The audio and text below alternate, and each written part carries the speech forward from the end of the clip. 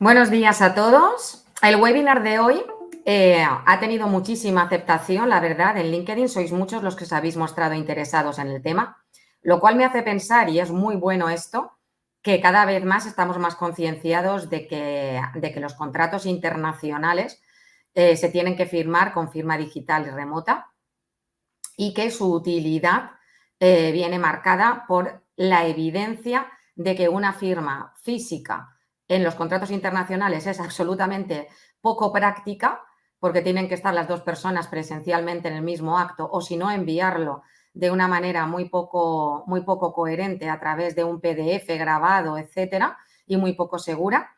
Y por otro lado, porque nos va a garantizar la fecha y la hora exacta en el que se va a producir el compromiso y la obligación con la otra parte, ¿de acuerdo?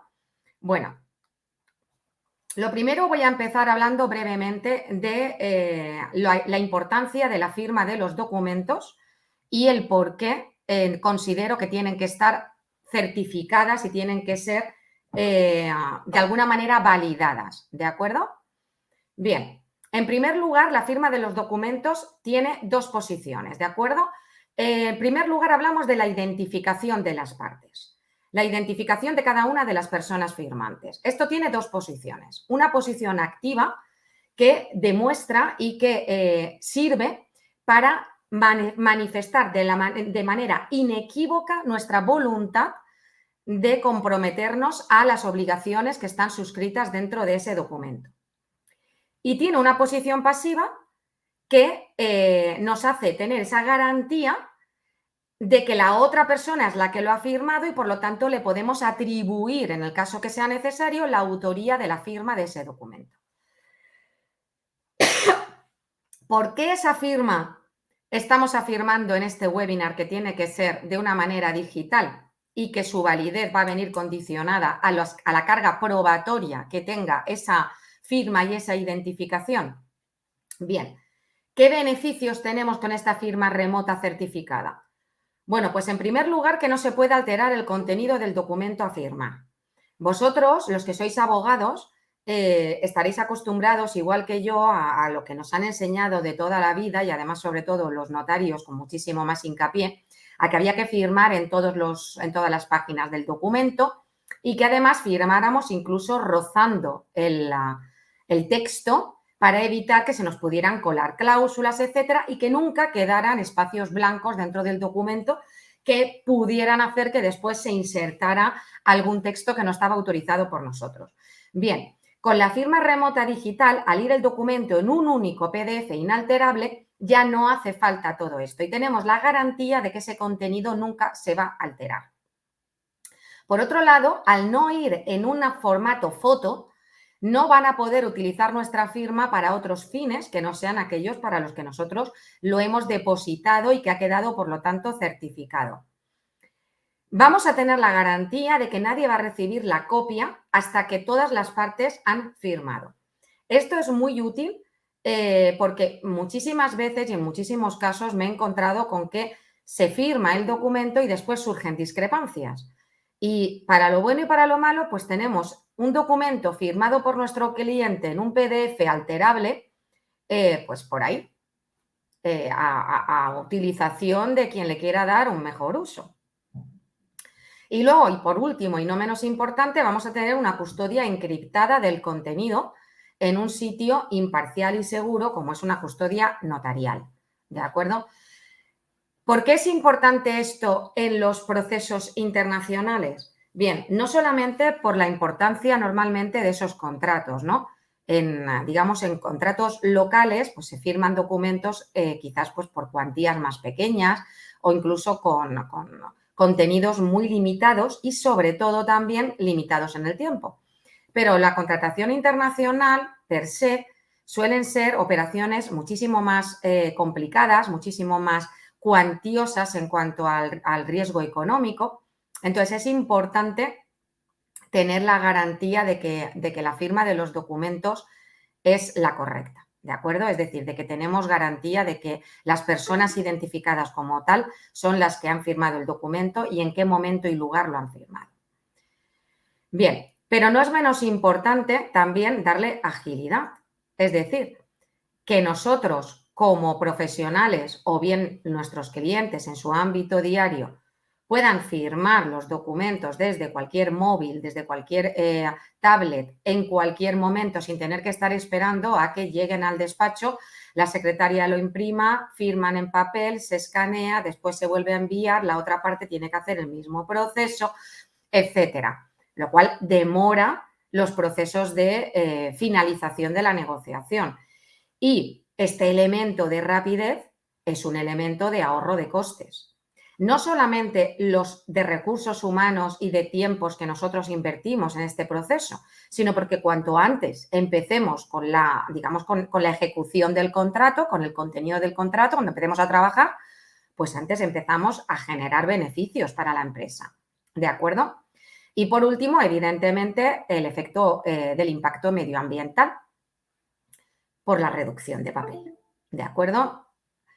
Bien, ¿qué garantiza esto? Yo, que llevo 20 años dedicada a la contratación internacional, siempre, y mis alumnos, si me estáis escuchando algunos, habéis dado siempre muchísima importancia al tema, siempre he dicho que un contrato donde tengamos una típica cláusula de cualquiera de las partes puede resolver el contrato en un plazo de 15 días, pues, ¿para qué firmamos un contrato?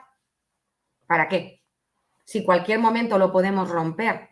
Si lo hago así, pues bueno, al menos le tendré que poner una clase de cláusulas de consecuencia, ¿no? De cuál va a ser entonces el punto y término donde se van a devolver, digamos, las obligaciones a la otra parte o si va a tener un efecto retroactivo o lo que sea, ¿no? ¿Pero por qué digo esto?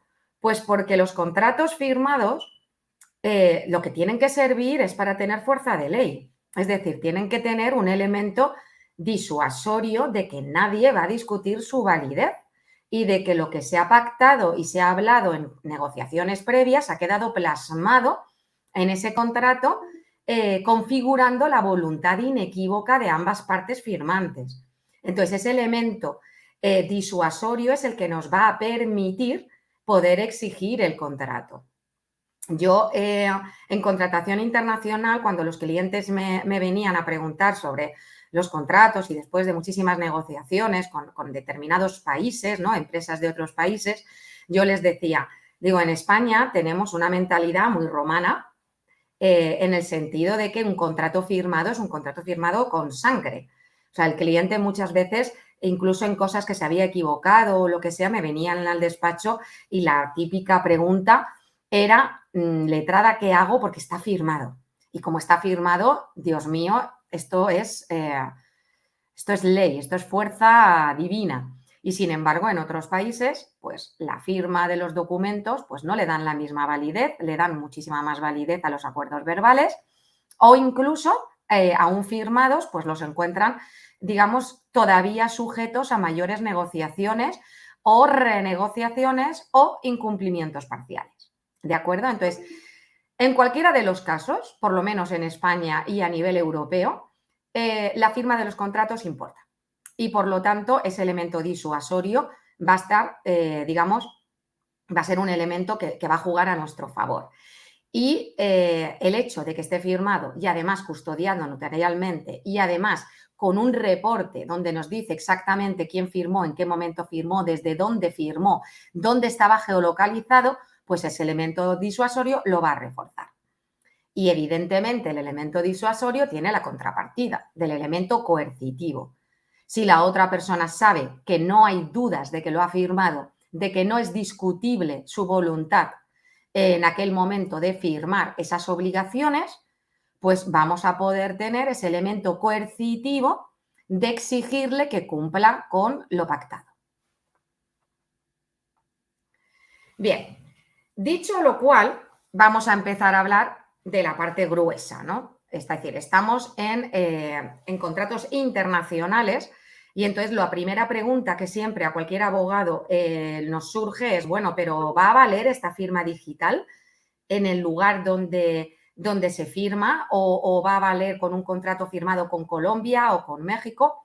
Bueno, la respuesta es apabullantemente sí, ¿de acuerdo? Pero voy a extenderme un poquito más y os voy a explicar por qué. Vamos a ver, en los contratos internacionales, por lo menos yo, siempre recomiendo que no se aplique normativa local, ¿de acuerdo? Es decir, lo que se llama legislaciones domésticas, sino que se apliquen normas supranacionales.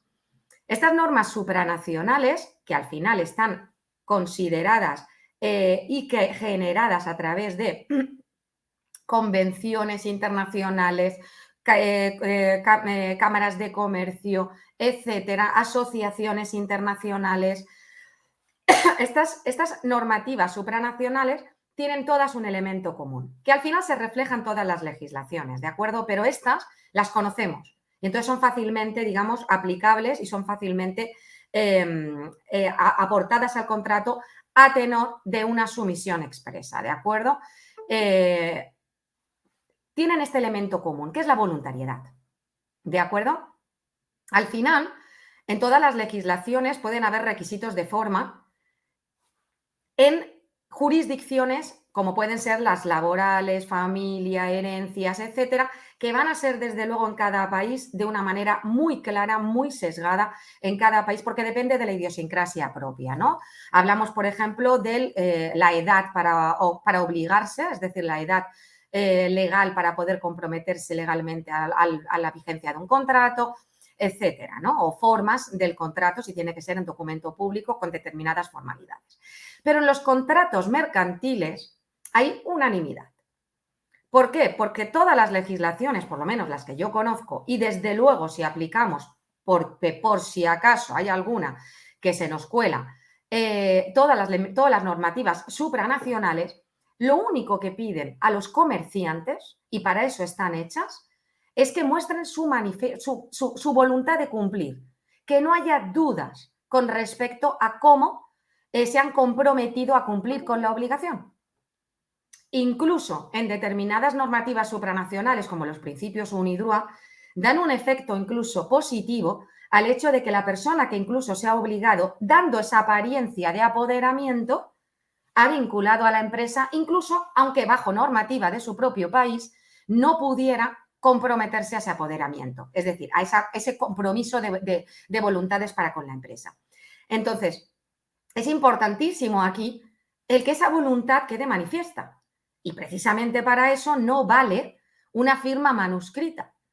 ¿Por qué? Pues porque no va a tener las evidencias necesarias. Una firma manuscrita, lo primero que voy a tener que discutir mañana es si la persona que estaba sentada delante mío es la persona que dice que ha firmado.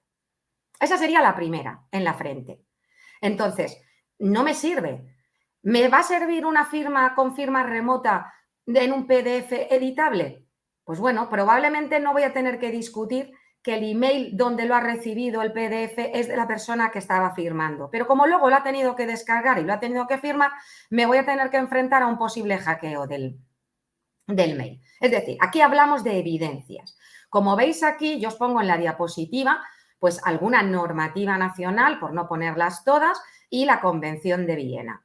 Todas hablan de lo mismo, de la voluntariedad, ¿de acuerdo? Entonces, cuantas más evidencias yo tenga de que la identidad es la correcta y de que el momento es el correcto y que la persona que lo ha firmado es la que dice que es la que ha manifestado la voluntad, pues camino allanado para no discutir esto. Discutiremos el incumplimiento del contrato, cláusulas que se han incumplido, pero no la voluntariedad del firmante.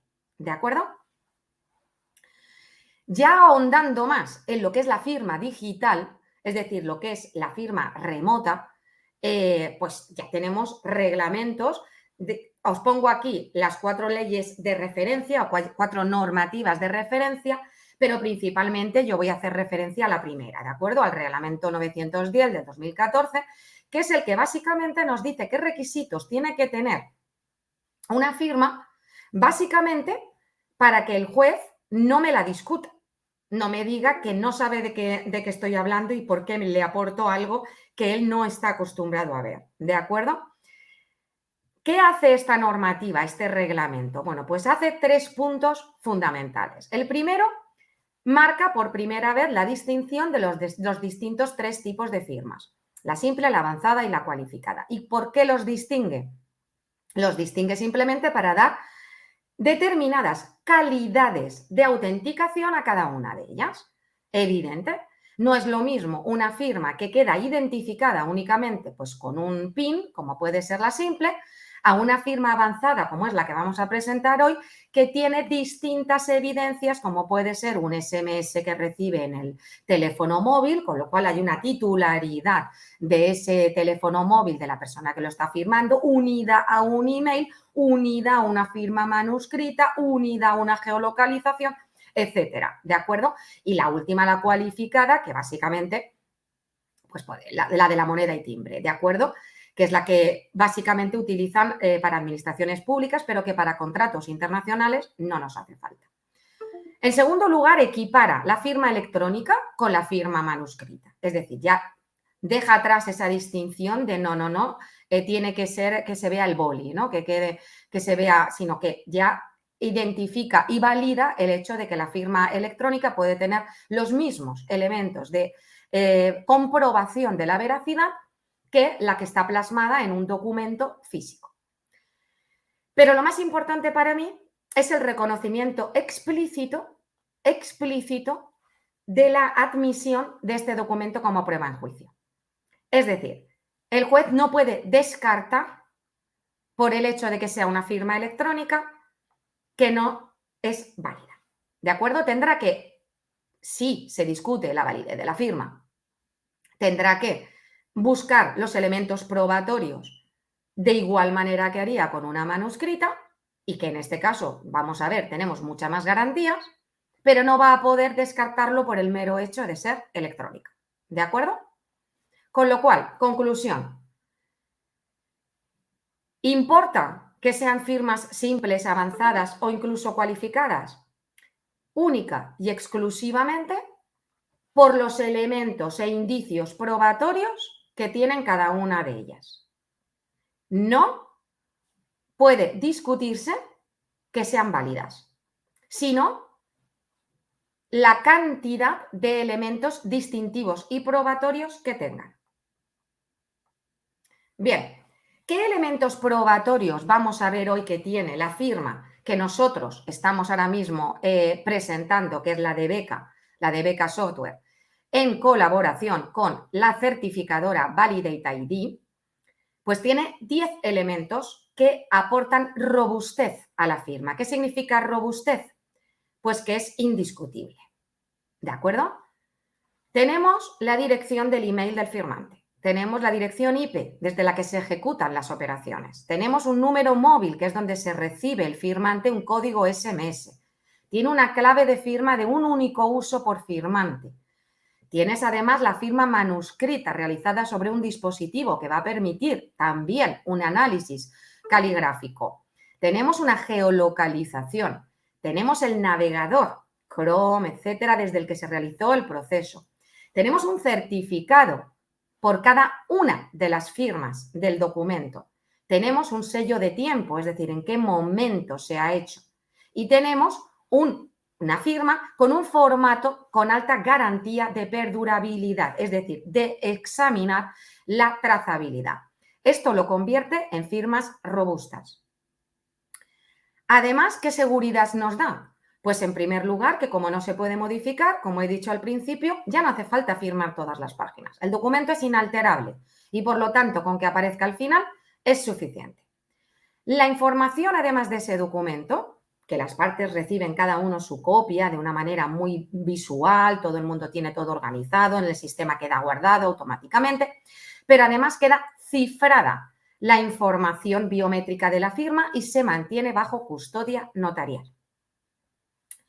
Y en el caso de que no sea necesario, es decir, de que se cuestione vía judicial o no esta validez de la firma, es decir, de la identificación del firmante, pues tenemos 3 tipos de trazabilidad, cada uno más robusto. Tenemos el simple reporte de firma, que lo tenemos personalmente, cada usuario, guardado en nuestro sistema, pero si ese reporte que te aparece toda la información se cuestiona, tenemos la custodia de evidencias del proceso, con ese código hash que vamos a ver después, para que el notario certifique que esa trazabilidad que aparece en ese reporte es evidentemente la que es. Y por último, ese análisis de cada una de esas evidencias. Y por último, todo el mundo recibe copia, pero todo el mundo recibe copia cuando todos y cada uno han firmado. Vamos a ver cómo sería el proceso de sencillo, de ágil y sobre todo de seguro. Bien, este es, digamos, el entorno beca, ¿de acuerdo? Aquí tenéis dos pantallas. En una de ellas tenéis la experiencia del usuario y en la otra la del cliente, ¿de acuerdo? El que está firmando, digamos. Bien, el sistema está basado en un sistema, digamos, embudo muy sencillo, donde todo se encuentra en cada ficha de cada documento, de cada contacto. Entonces, en cada contacto, en lugar de como en otros sistemas que tú te vas a hacer la firma y entonces seleccionas al contacto y pierdes trazabilidad, desde Beca simplemente te metes en el contacto y desde el propio contacto tú vas a seleccionar los firmantes, además del propio contacto. Y si solamente te lo va a firmar ese contacto, pues lo envías y listo. Ahora veremos cómo. ¿Por qué es importante esto? Porque así voy a tener guardado en todos los firmantes el documento que han firmado. No tengo que acordarme si este señor firmó o no firmó y dónde tengo guardado ese documento porque se va a guardar en todos. ¿De acuerdo? Entonces, selecciono el contacto al que quiero enviar el documento para firmar y simplemente selecciono firma, añado si quiero otros firmantes y en este caso selecciono el archivo a firmar. En el caso de que sea un documento que el resto de mi equipo, porque el cliente no accede en cloud al sistema, pero yo puedo tener 10 abogados en mi despacho o 2 administrativas y un abogado o simplemente somos 2, pero este documento no quiero que lo vea mi compañero, pues lo marco como privado. Si no, simplemente no lo marco y punto. Y en el caso de que quiera recordarme, oye, a ver si tengo que acordarme de si este documento no me lo han firmado, porque cuando firmen ya directamente me va a llegar la copia, pero para acordarme de que he enviado hoy 10, que me acuerde de que pues me pongo un recordatorio. Bien, pues una vez lo he enviado, simplemente habéis visto que son 2 clics, me meto en la ficha, selecciono contacto, enviar. Bien, pues el cliente lo que recibe es desde nuestra certificadora partner, que es Validate ID, recibe este formato, veis aquí, de correo, donde le dice que tiene un documento para firmar y que acceda al documento. Bien, el cliente abre el documento y veis que aquí aparecen 2 pestañitas, rechazar y firmar. En este caso, le daríamos a firmar.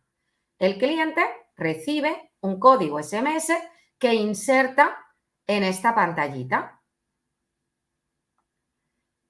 Una vez ha insertado el código, le aparece la pantalla para firmar desde cualquier dispositivo, móvil, tablet, ordenador. Evidentemente, el cliente no tiene que tener ningún tipo de sistema instalado, ¿de acuerdo? Es decir, no tiene que ser usuario de Beca ni nada. Simplemente le llega el documento y lo firma. Y una vez está firmado, el cliente recibe su copia, pero nosotros recibimos tanto la copia como el reporte y una notificación al mail de que se ha firmado y con copia de lo que se ha firmado. Dentro de la bandeja de entrada de Beca podemos asignarlo al contacto o a otro, porque yo quiera guardármelo, por ejemplo, pues en la ficha del abogado, porque el contrato ya por sí está guardado en la ficha de ese contacto. No necesito volver a guardarlo. Entonces, este email que yo recibo de recordatorio lo puedo o eliminar o si quiero utilizar esa copia, es decir, ese email que me ha llegado para asignárselo a otro y guardarlo en otra ficha que no está asociada a la firma, pues lo guardo, pues, por ejemplo, en mi ficha de abogado. ¿De acuerdo? Insisto, dentro de la ficha del contacto tenemos una pestañita, veis aquí en la pantalla izquierda, de documentos y tendremos el documento enviado y los 2 documentos recibidos, el documento con la firma y el reporte. El documento con la firma, veis que arriba aparece un código identificador, que es el código que me va a identificar el reporte, que aquí tenemos. Y aquí tenemos estos 10 elementos que hemos hablado antes. Aquí tenemos, dentro del reporte que me aporta la certificadora oficial, pues tengo el nombre de la persona firmante con su identificador fiscal, el email, el teléfono, el localizador, el geolocalizador y tenemos toda la trazabilidad del documento, en qué momento se ha abierto, etcétera. Muy importante, fecha y hora. Fecha y hora con uso horario meridiano. Estamos hablando de contratos internacionales, entonces los contratos se van a firmar en distintos usos horarios. Entonces, no nos serviría para nada que me apareciera el uso horario local. Uso horario meridiano. De esta manera sabemos exactamente el momento en el que se ha firmado por cada una de las partes. Y el navegador desde el que se ha hecho. Bien, ¿qué ocurre si hay algún error en el documento o simplemente la otra parte pues quiere hacernos señalar algún tipo de discrepancia? Bien, pues en ese caso se le da a rechazar. El sistema, para nuestra mejor aclaración, nos pide un motivo. El cliente o el firmante lo rellena si quiere y si no, pues simplemente rechaza, pero nos va a servir pues para modificar el documento y volver a enviarlo. De esa manera, dentro de la ficha de ese contacto, tendré el documento, pero en este caso ya no tendré el recibido. Lo que tendré, veis aquí, es que me aparecerá rechazado y cuando me posiciono con el cursor encima, me indicará el motivo. Pero no tengo que estar pendiente de esto porque me va a llegar un email diciéndome que mi cliente ha rechazado el documento, ¿de acuerdo? ¿Y qué ocurre cuando son varios firmantes? Normalmente los contratos, 2 como mínimo, pero yo estoy utilizando este sistema para actas de junta, actas de consejo, actas de asociaciones, bueno, nóminas, por supuesto, etcétera, ¿no? Actas de juntas de propietarios, juntas de socios. Entonces, normalmente, pues son muchos, ¿no? Bueno, pues aquí podéis incluir a tantos como queráis, ¿de acuerdo? Simplemente hay que tener la previsión de que en la última página haya espacio suficiente para que se inserte la firma correlativa de todos los que queramos firmar, ¿de acuerdo? Y en este caso tan sencillo como antes, con la única diferencia que veis donde pone otros firmantes, pues si estoy en la ficha del cliente de Molucía y quiero que me firme otra persona, pues añadiré otro firmante. Lo mismo, selecciono el archivo y aquí abajo ya me avisa. Esto se va a mandar para firma a Demolucía, que es el contacto en el que estoy en la ficha, más a todos aquellos que yo ponga como otros firmantes. El sistema lo que hace es que en el orden en el que los vas poniendo es en el orden en el que les va llegando. De esa manera, yo seleccionaré pues tantos firmantes de las fichas de contactos que tenga. ¿Puedo meter un email de manera libre? No. Tengo que tener creado el contacto. Esto es voluntario, evidentemente. ¿Por qué hemos hecho el sistema así? Para que entonces no haya errores y en cada uno de los firmantes tengamos guardado el documento firmado con su reporte. ¿De acuerdo? Si no, el sistema no sabría dónde guardar el reporte ni el documento. Entonces, tenemos que crear los contactos que necesitemos y después seleccionaremos aquí aquellos que queremos que nos firmen. Lo mismo, el sistema me pregunta si lo quiero marcar como privado, en este caso no, enviar. ¿Y qué ocurre? Pues llega al primer firmante y el usuario va a poder llevar un seguimiento de por dónde va el documento, porque es posible que la primera vez que reciben de la certificadora pues se quede en un spam o simplemente el firmante se despiste y olvide firmarlo. Entonces, claro, cuando son una secuencia de a lo mejor 30 usuarios o 30 firmantes, pues es importante saber por dónde se ha quedado el documento. Bien, pues tenemos un estatus, veis aquí abajo en la pantalla, tenemos un estatus donde vamos a poder comprobar en qué punto se encuentran las firmas, ¿de acuerdo? El firmante 1 lo recibe y el mismo proceso que hemos visto antes. Ve el documento, recibe un código SMS, firma. Una vez firma, aquí en la pantalla de abajo veis que ya me va a poner que el primer usuario está firmado, signed, ¿de acuerdo? Y pasa al segundo firmante. Lo mismo, el mismo proceso. Le llega el documento y lo firma. En mi estatus me aparecerán los dos. Y en último lugar voy a firmar yo como usuario, pues lo mismo. Pero yo recibiré el mail, evidentemente en mi email de usuario y lo mismo, el mismo proceso. Firmo con su código SMS y en el momento en el que el tercer firmante, es decir, yo y dos más, hemos firmado, como veis aquí arriba en las pestañas de arriba tenéis los dos firmantes que han recibido su correspondiente copia. Yo en mi ficha de contacto de cualquiera de los tres, es decir, la mía como usuario y la de los dos firmantes, voy a tener el documento recibido y en el estatus que todo el mundo ha firmado. Y en las tres fichas de contactos tendré el documento que estáis aquí viendo, cada uno de ellos con un código identificador. ¿Veis? En cada una de las firmas. Y ese código identificador es el que en el reporte, que me aparecen 3 reportes, pero en un único documento. No voy a tener que estar buscando este documento a qué correspondía. No. O sea, este mismo, que tiene 3 páginas con las 3 firmas, aparecerá en las 3 fichas de cada uno de los usuarios. Con lo cual, si yo quiero saber lo que me ha firmado el usuario de Lucía o el cliente Pepito, lo único que tengo que hacer es irme a la ficha de este contacto y todo lo que él haya firmado conmigo, es decir, todo lo que haya firmado con mi sistema, lo voy a tener guardado en esa ficha. Y entonces, accediendo ahí, veré lo que ha firmado con el resto, ¿de acuerdo? Veré el reporte de toda la gente que ha firmado sus documentos. Y ya está. Veis que el sistema es muy sencillo.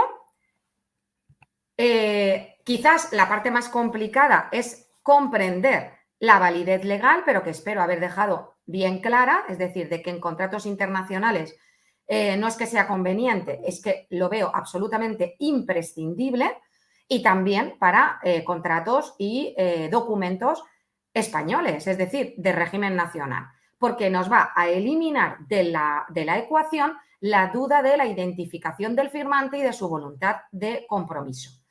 Luego ya pues discutiré todo el resto de condiciones del contrato o documento, pero no voy a tener que discutir la identificación ni el momento en el que se comprometió a cumplirlas. Bien, tenéis todos mis datos ahí, tenéis también la web de Beca Software, tiene una prueba gratuita. Hay 2 sistemas, ¿de acuerdo? Está DocuBeca, que cuesta solamente 200 euros al año y podéis registraros, está en color azul y solamente tiene la parte de gestión documental con firma digital, remota y remota certificada, además de email certificado y firma biométrica. O bien tenéis la opción, aquellos que seáis abogados o profesionales pues médicos o psicólogos, arquitectos y que queráis todo el proceso de venta, pues tenéis también Beca Software, que con color verde podéis registraros y acceder a todos los servicios exclusivos. En ambos tenéis un periodo de prueba gratuito y podéis registraros sin compromiso de renovación. Entonces, os dejo ahí 2 datos y tenéis mis contactos en el LinkedIn por si queréis hacer preguntas. Estoy a vuestra disposición. Muchas gracias, como todas las semanas. Un saludo a todos.